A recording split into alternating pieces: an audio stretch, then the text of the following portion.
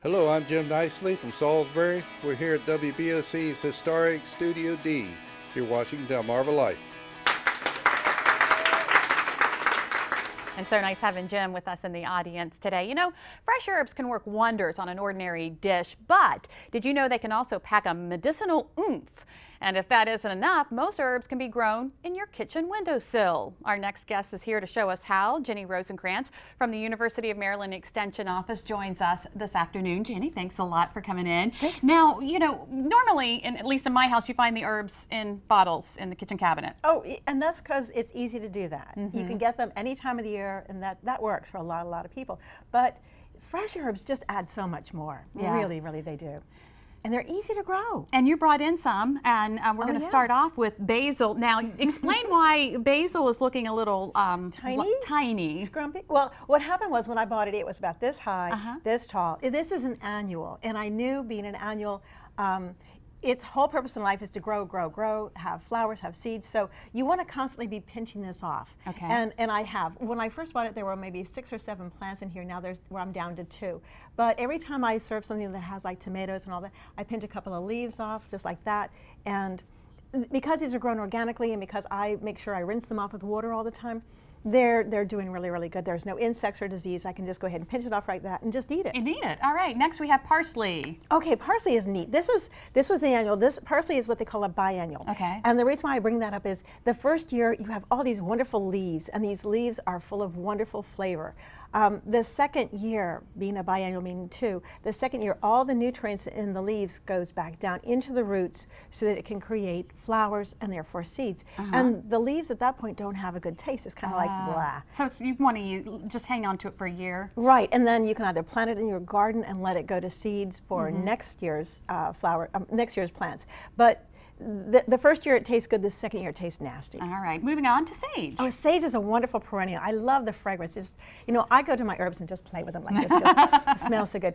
This is a perennial, which means that it will grow year after year after year. Even if it's inside, it'll grow year after year, which is nice. I like to keep it in the house because it makes it softer, easier for growing, for any type of cooking that I want to do. All right, and finally we have thyme.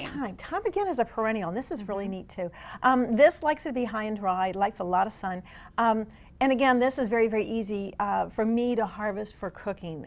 It can grow outside too, but for cooking purposes, I like it really fresh. And right now, anything that's outside is pretty much dormant, so the essential oils aren't as intense as they would be in my kitchen. All right, so I did not know that many herbs have a little bit of medicinal value to them. Absolutely. Like parsley. Oh, parsley is full of good food. It's a breath cleanser too, which is really nice too, and full of vitamin K. Yeah. So that's really good really for your cool. bones. And your blood. And your blood. Yes. Good. Very Talking good. about blood today. The other one, which we don't have here, is oregano. And I read somewhere if you're going to use one herb in your cooking, oregano. Oregano is amazing. I mean, most people think of it as the pizza herb, and that's how it was brought back in World War II. All the guys came back from World War II, and they said, "I don't know what this is, but it's great on pizzas and spaghettis." Really? Absolutely. So that's why it's often called that. But it's wonderful. Now, if you're going to use it dry, it's more concentrated as a dry herb because as it dries down, the water is leave, and all that's left is the essential oils.